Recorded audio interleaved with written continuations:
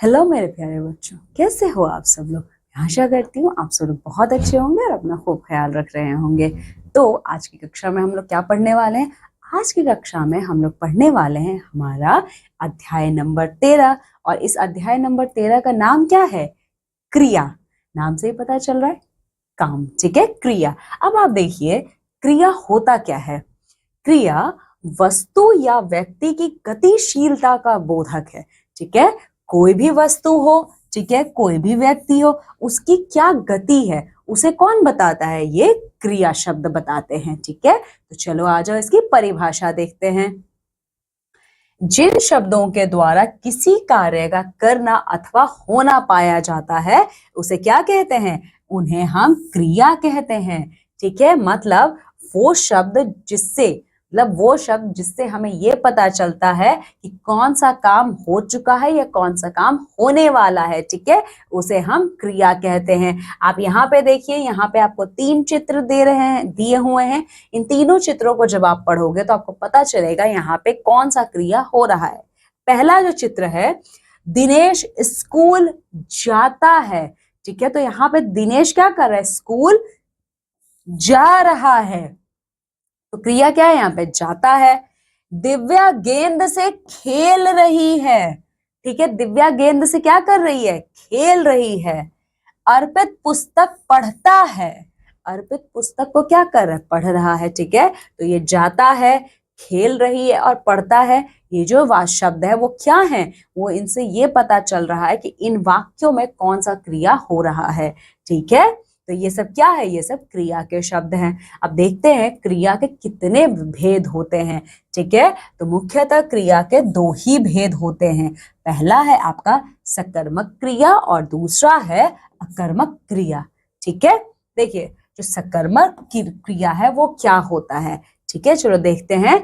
जिन क्रियाओं के साथ कर्म लगा हो और क्रिया का फल कर्ता पर ना पड़कर कर्म पर पड़ता हो उन्हें हम सकर्मक क्रिया कहते हैं। ये क्या होता है? देखो, जिन क्रियाओं के साथ आपका काम जुड़ा हो, ठीक है, जो भी क्रिया जो क्रिया है उसके साथ अगर आपका काम जुड़ा हुआ है, ठीक है, उस क्रिया के साथ आप जो काम कर रहे हो वो काम जुड़ा हुआ है और उसका फल, जो काम आप कर रहे हो वो आपके ऊपर नहीं पड़ेगा। ठीक है, बल्कि फल कर्ता पर ना पड़कर कर्म पर पड़ता है। मतलब देखो, सकर्मक क्रिया क्या होता है? जिस क्रिया के साथ आपका कर्म जुड़ा हो कि आपने क्या काम किया है तो उस काम का कुछ आपको परिणाम भी तो मिलेगा। ठीक है, तो वो क्रिया जिसके साथ आपका कर्म जुड़ा है तो उस कर्म का जो परिणाम है वो आपके ऊपर नहीं पड़ेगा। वो किसके ऊपर पड़ेगा? वो जो कार्य आपने किया है उसके ऊपर पड़ेगा। तो उसी को कहा जाता है आपका सकर्मक क्रिया। जैसे हाथी गन्ना खा रहा है। हाथी गन्ना क्या कर रहा है? खा रहा है। मीरा पत्र लिख रही है, तो ये लिख रही है। किसान हल चला रहा है, तो ये चला रहा है। ये शब्द क्या है? इन सारे शब्दों में, इन सारे वाक्यों का जो फल है वो किसके ऊपर पड़ रहा है? हाथी के ऊपर पड़ रहा है, मीरा के ऊपर पड़ रहा है, किसान के ऊपर नहीं पड़ रहा है। माफ कीजिएगा, ये जो शब्द है इनका असर हाथी, मीरा और किसान पर नहीं पड़ रहा है। तो किसके ऊपर पड़ रहा है? गन्ने के ऊपर पड़ रहा है, पत्र के ऊपर पड़ रहा है, हल के ऊपर पड़ रहा है। समझ में आया?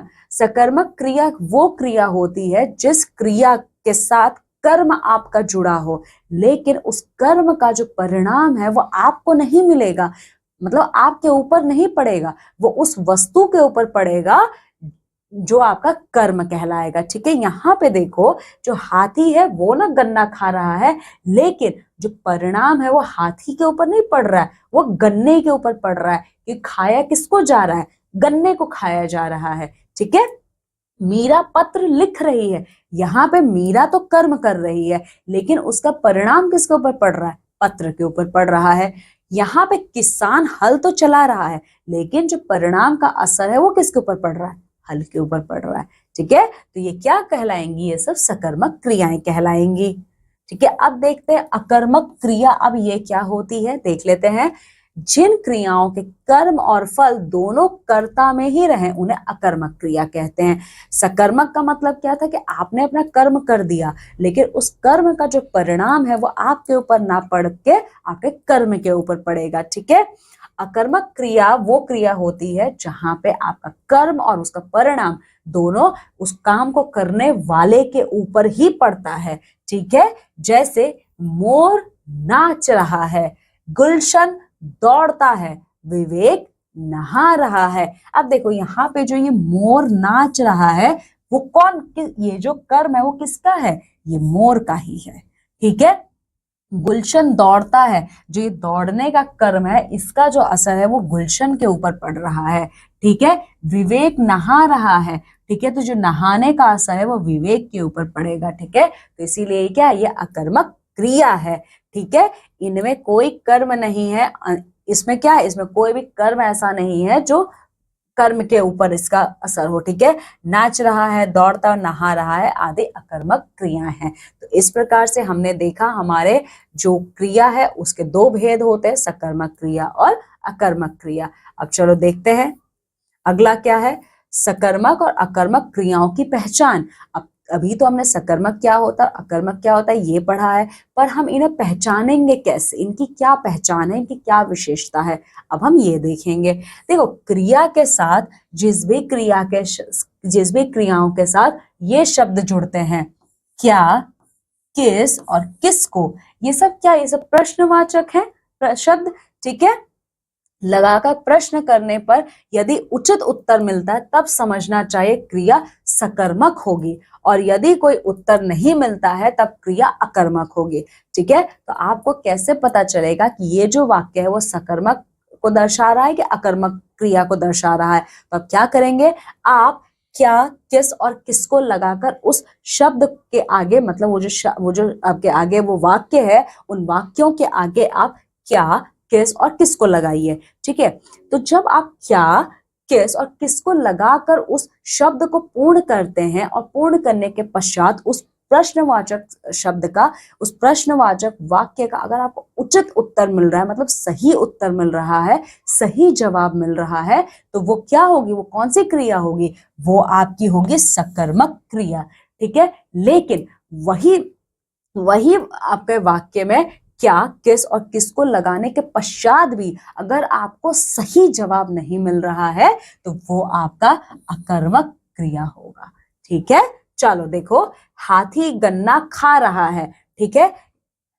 हाथी गन्ना खा रहा है, अगर आप इसको प्रश्न में बदलोगे तो कैसे बदलोगे, हाथी क्या खा रहा है, तो आपको उत्तर मिल गया ना कि हाथी जो है वो गन्ना खा रहा है, तो ये क्या है, ये आपका हो जाएगा, ये आपका होगा सकर्मक क्रिया, ठीक है। ये आपका सकर्मक क्रिया क्योंकि आपको उचित उत्तर मिल गया, ठीक है। अब दूसरा देखो, चीता दौड़ रहा है, ठीक है। चीता दौड़ रहा है तो प्रश्न आप कैसे लगाओगे, चीता क्या दौड़ रहा है, ये कोई प्रश्न है, उत्तर क्या है, ये तो कोई प्रश्न नहीं बनता कि चीता क्या दौड़ रहा है, इसका कोई उत्तर ही नहीं मिला, तो ये क्या होगा, ये आपका हो जाएगा अकर्मक क्रिया, ठीक है। तो ये आपका अकर्मक क्रिया होगा, ठीक है। तो इस प्रकार हमने देखा किस तरीके से आप सकर्मक और अकर्मक क्रिया का भेद ज्ञात कर सकते हो, ठीक है। तो ये पाठ यहीं पे समाप्त होता है। अब इस पाठ में हम लोगों ने क्या सीखा है, आ जाओ देखते हैं। इसमें हमने सीखा है, सबसे पहले तो क्रिया का परिभाषा सीखा है, क्या है, जिन शब्दों से किसी कार्य के करने या होने का बोध होता है उन्हें हम क्रिया कहते हैं, और क्रिया के दो भेद होते हैं, सकर्मक क्रिया और अकर्मक क्रिया, ठीक है। तो ये पाठ यहीं पे समाप्त होता है। तो मेरे प्यारे बच्चों, मैं आशा करती हूँ आपको ये पाठ बहुत अच्छे से समझ में आया होगा। तो अब आपको क्या करना है, ये आपका होमवर्क है, इस पाठ को आप फिर से पढ़िए और ये जितना भी अभ्यास कार्य है आप इनको पूरा कीजिए। मैं आपसे विदा लेती हूँ और मैं मिलूंगी अब आपसे आपकी अगली कक्षा में। तब तक आप सब लोग अपना खूब ध्यान रखिए। बाय।